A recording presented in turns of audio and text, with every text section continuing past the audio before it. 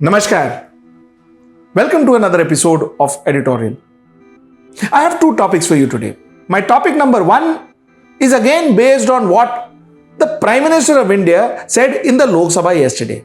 Mr. Narendra Modi said that from 2004 to 2014, India was ridden with scams. Huge, lots of scams. Really? Let's talk about that. My topic number two is Judge Victoria Gowri's appointment in the Madras High Court as the additional judge. Was it fair? Let's talk about that. Let's get right into the show.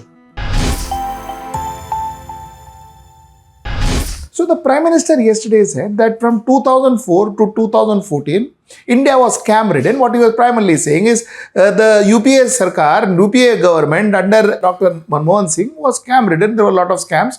And that was what the government was known for. This is what he said. Now, fair. I am going to talk about scams not just during the UPA Sarkar. I am going to go back to Bofors scam. I am going to start with Bofors scam. And then I will try and explain my point to you. Number one, let us talk about Bofors scam. The Bofors scam kickback was ranging between 50 million to 300 million, and CBI investigation estimated that the total kickback would amount to 50 million. This was what CBI said. And in 1987, there was a JPC that actually sat for 50 sittings and cleared the Gandhi government of any kickbacks. But the fact remains that because of Bofors, the concept of third front happened. VP Singh became the next Prime Minister of India. So this is what Bofors did to a government. Okay, let us move on. The next scam I want to talk to you about is Harshat Mehta scam. Harshat Mehta scam happened in the early 80s, and the scam actually came into limelight in 1992. We all know Harshat Mehta and the Bombay Stock Exchange scam and all of that. So I am not going to get into the detail of it. And the few things that I want to get to your notice is the money involved was anything between 500 million to 1 billion. That was the money involved. And the scandal had far-reaching implication on Indian economy. So this was the scam. Again, a joint parliamentary committee was set up in 1992 under the leadership of Ram Nivas Mitra. And the recommendation of JPC was not taken fully. Nobody took the recommendation and nobody implemented the recommendation of the JPC. But a JPC was set up. We all know Harshat Mehta went behind bars. And though again, like the government was cleared, but the fact remains that Congress lost. Congress lost the elections. Even after the liberalization and economic liberalization and all, Congress lost the election. So that's how this scam costed Congress. Now let me come to another scam, and that is 2G scam. Again, 2G scam was way back in 2010. Joint Parliamentary Committee was set up in February 2011. Congress leader PC Chako was the chairman of the committee. The committee consisted of 30 members with 15 opposition members in the committee, and they cleared Prime Minister Manmohan Singh and P. Chidambaram of any misdoings in the scam, but A. Raja had to go behind bars. Result? Manmohan Singh lost. Manmohan Singh's government, which lasted for 10 years, lost and lost badly. Okay, this is the story of 3 scams. Now, ironically, in 2015, there was a talk of another scam, the Rafale deal. The Prime Minister was Narendra Modi. The Rafale deal was supposed to cost $540 billion. Finally, when it came to it, the deal costed around $1,670 billion. A lot of people said Anil Ambani was with, I don't know, with whatever experience he has, he was supposed to done a tie-up with Rafale, and he was supposed to maintain the Rafale aircrafts and all of that. So all this happened. But the thing is, no joint parliamentary committee and nothing really happened. I can tell you about another alleged scam which happened recently. That is the Adani Hindenburg saga. Again, numbers, huge numbers. They were talking about Adani's adding around 100 billion to his net worth in the last 3 years, and largely through stock price appreciation in the group's 7 key listed companies, which have spiked 819% in the same period. This happened just recently. Now, a lot of people say, and the opposition MP Rahul Gandhi said that, listen, he asked a certain amount of questions to the Prime Minister, because the Prime Minister was seen very closely associated with the group.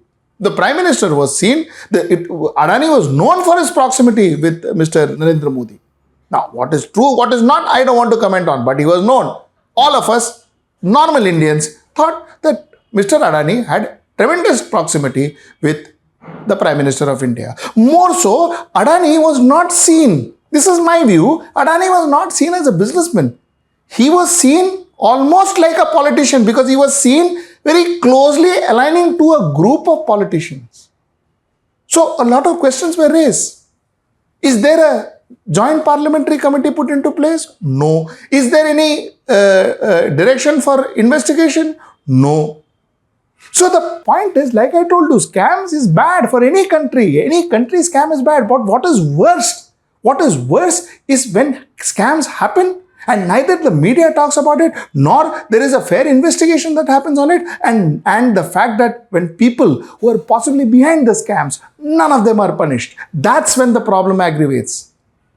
The point is, somewhere down the line, in today's India, what is different to earlier India, in today's India, it seems the scams only happens in the opposition camp. So all the people who are arrested by all the EDs and ITs and CBIs and everything are all oppositions. Government. And people who are for the government, people who are aligned with the government, they seem to be absolutely immune to any investigation or any arrest or any punishment, which means either that people who are aligned to the government, all of them are spotlessly clean, and every other person aligned with the opposition are all corrupt thieves. Either we have to believe that, or we have to believe that if you are with the government, if you are aligned to the government, if you sing the praises of the government, or if you are seen with the government, seen in close proximity with the government and the top heads and the heads of government, possibly, whether you are a businessman, whether you are a politician, whether you are whatever, possibly you get immunity. You get immunity from all acts of crime. This could possibly be the other reason why no government allies are ever arrested or investigated. That's my topic number 1. Let's get into my topic number 2. Okay, let me talk about Justice Gowri Victoria. Justice Gowri Victoria is a judge from Tamil Nadu, and she is now being appointed as an additional judge in the Madras High Court. Now, Justice Gowri was known to be somebody who quite openly allies or openly shows her loyalty, affiliation towards RSS, towards Bharatiya Janata Party, and she has also spoken against minorities in many occasions. This is what the understanding is. Now, when she was appointed as the additional judge in Madras High Court, obviously there were petitions questioning this appointment. People said, how can you appoint somebody in the judge's seat who already has prejudice against certain minorities? Now, senior advocate Raju Ramachandran was arguing on behalf of the petitioners, the petitioner who put the case, who put this public interest litigation against the appointment of Justice Gowri. Senior advocate Raju Ramachandran argued on behalf of the petitioners that the materials available against Gowri shows a mindset which is not in tune with the constitution, which is antithetical to Article 21, because equal justice is part of Article 21. Article 21 deals with life and personal liberties. He said it is antithetical because, it goes, how can you have a judge who has already certain prejudice about certain communities in her mind? That was what he said. The judge hearing the case, he ruled it out. He said, no. He said, nothing doing. He said, I have been a judge, that is Justice Gawai, who was ruling on the case, said that I have been a judge for many years and my political background has never come in my way, is what Justice Gawai said. Now, what exactly had Justice Gowri written in her past, or whatever, spoken, written in her past against the minorities. Let us hear that too, then we will come to the analysis. In a letter once, Justice Gowri had written that at the world level, they find the Islamic groups as more dangerous than Christian groups. But as far as India is concerned, I would like to say that Christian groups are more dangerous than Islamic groups. Both are equally dangerous in the context of conversion, especially love jihad. I don't mind a Hindu girl marrying a Muslim boy until they are in love with each other and they are living in understanding and love. But if I am not able to find my girl with him as his wife, instead, if I find my girl in Syrian terrorist camps, I have an objection, and that is what I define as love jihad. This is the mindset of an additional judge in Madras High Court. Now, I am not going to get into, a judge has already given his judgment, and of course, the judgment is binding, and therefore we all adhere to that to his judgment. But I beg to differ. I have a point of view. With due respect to the judge and his judgment, I have a point of view. My point of view number one is when you make statement that Christians are more dangerous and Islamists are more dangerous, on what basis has the Honorable Judge made these statements? On what is the basis of it? Does she have any research? Did she quote any research? Did she quote any data? Because if a journalist like me would have said that or would make such statements, I can be sued tomorrow. For all you know, I can be arrested tomorrow. Isn't that also applied to a judge? On what basis such statements are made? Is it because she feels so? Because she is a judge, she has the right to say anything? So on what basis? What is her expertise in this particular subject? That's my first question. My second question is, you see, let's take an example. I am a judge. I say that, in marriages, women are the cause of divorce. I make a statement. Take na? The next day, they put me as the judge of a marriage court.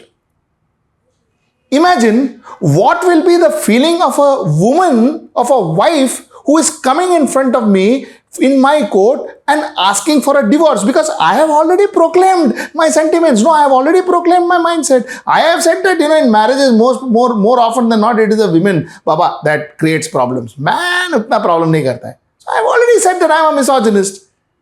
What confidence will that lady have to come to my court? This question baffles me. And this question is something that I wonder why the Honorable Judge couldn't understand. I'm sorry, but that's what I thought. Why couldn't he understand? It is not about just having political affiliations. It's about having prejudiced thoughts, prejudiced ideas about a situation, about a community. It is about having prejudiced ideas without having any rational explanation, any rational data to prove that, any rational qualification, or any study to prove that. You've just assumed it based on your personal feeling. And if a judge starts doing that, even the judgments could be based without any rational, without any IPC, without any CRPC. It could be based on the judge's personal feeling, can't it? And if as a minority, I start believing that this judge will never rule justly, she will always rule against me because I am a minority, she dislikes me, what will be my faith on the justice system? Think about it. That's the point I wanted to make today. Till I see you tomorrow at 10 p.m. Namaskar. To know about the latest updates on our new news app, go on your Android or iOS, search for HW News Network. Download our app, choose the language you prefer to get updates in, and be up to date with the latest news.